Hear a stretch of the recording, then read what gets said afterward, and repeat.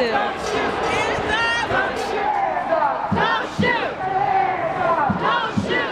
no power like the power of the people, cause the power of the people don't stop. Ain't no power like the power of the people, cause the power of the people don't stop. Say what? Fight back! Fight back! Fight back!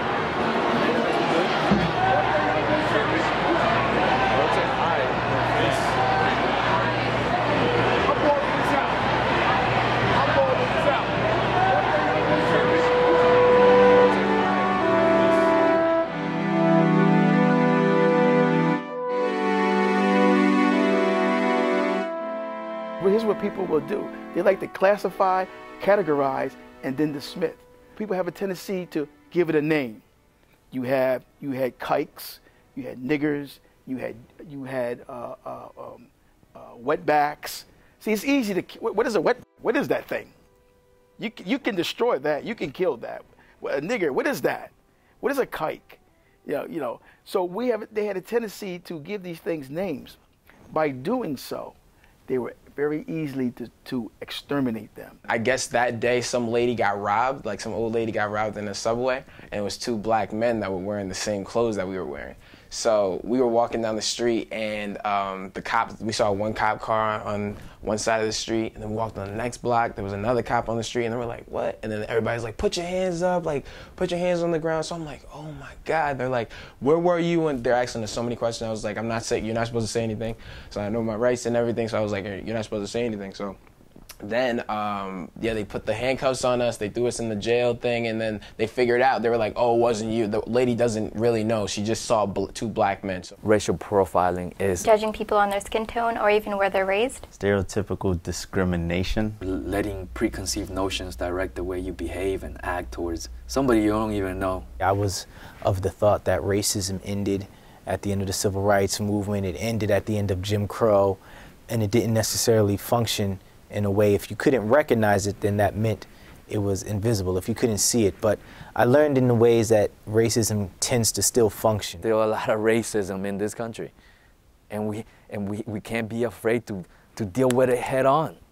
Sometimes we don't exactly have an item a customer is looking for or something, and when they get angry, they decide to just say something to us. Because I work with my family, and like my aunt works there, my uncle works there, my dad works there, and we're all Indian, and we try our best to help everyone, but we can't please everybody's needs. But when people get angry, they like say stuff to us, and they claim to us to be like terrorists, like we bought, like this is why we, like they say we are the reason why like terrorist attacks happen, and we are like our own terrorist group or something like that. But I certainly think that it's a tendency that when you're at war with somebody and you're constantly told that they're a threat, that you could develop discriminatory thoughts.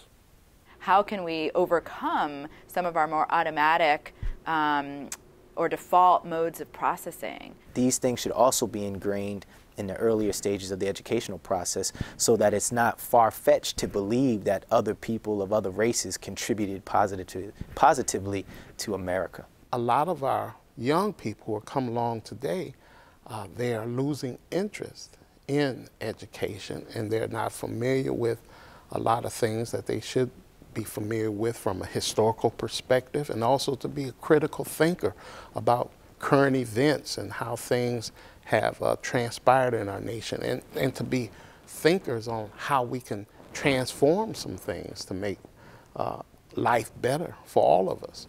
And I think there may be a segment in our society that wants to have control and power over the masses. And consequently, if you don't educate people, then those people who are not educated depend either upon the persons who have the means to help sustain their lives, or they become menaces to society. The media, if they portray black people as thieves and thugs and things of that nature, people feel uncomfortable when they see an African-American male especially come around them. There's different stereotypes about black men than there are black women, or white men and white women. Your gender and your race are used to identify you. And if somebody has prejudice along racial lines and gender lines, they apply it to you. There's content research looking at news representations of criminality that actually show that black males are overrepresented as perpetrators in crimes that are reported in the news, and white males are actually underrepresented as perpetrators. So our whole view of reality is actually skewed by things that we see in the media and by cultural stereotypes. And these are broad, harmful generalizations that, as I said, have life and death. I mean, we're talking literally about life and death consequences. We have to get past those stereotypes. We have to get to know each other. How do we do that? Through education. We have to strive to ensure and let our children know that certain messages they receive from media aren't positive messages, so we have to teach them which messages are acceptable and which messages are unacceptable. We need to really get involved in our communities. It's not going to happen. When I say not going to happen, the solutions are not going to happen through the media. It's not going to happen through the government. Because a lot of people depend on the government to fix a lot of stuff that they can't fix. Why should you fear me? Because I come from Central America and I have this funny little accent. Many people make the mistake of defining racism as a particular individual act. And you know that it is true that you can perpetuate a racist act, but I look at racism as a functioning system. So if you find yourself in a situation where, for no reason at all other than media or stereotypes, if you find yourself uncomfortable around a certain race of people only because of their race, right? I believe that is perpetuated by a system. Someone, somewhere, it was institutionalized, it was instructed, ingrained upon you to feel or to fear someone based on their race.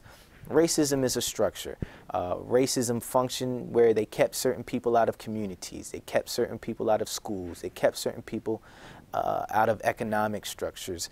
See, this is how racism works as a function. So there's a reason why, you know, you have poverty, or it may look like a certain group of people are impoverished, or only a certain group of people commit crime. These are all things that are systematic and perpetuated by the system of racism. So I would encourage everyone to not necessarily look at racism as a personal act. You know, racism is still here, it's just different. It exposes itself differently, and it functions as a system. So we have to look at it as a system. But we do have control over fixing our communities.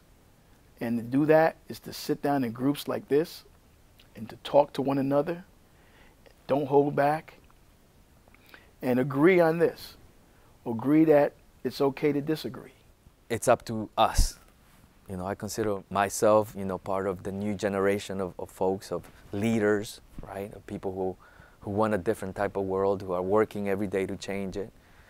And not only change out there, but change myself. People have died, people have been killed, and families have been affected. The community has been affected. Our nation has been affected. And in order for us to move forward, to be the great nation that we are, we have to do it together. A house divided cannot stand. And certainly these are times which we live in now that it's going to be important for us to come together, to work together, and to resolve some of the problems we have and make this country everything that it has been and the potential for it to be.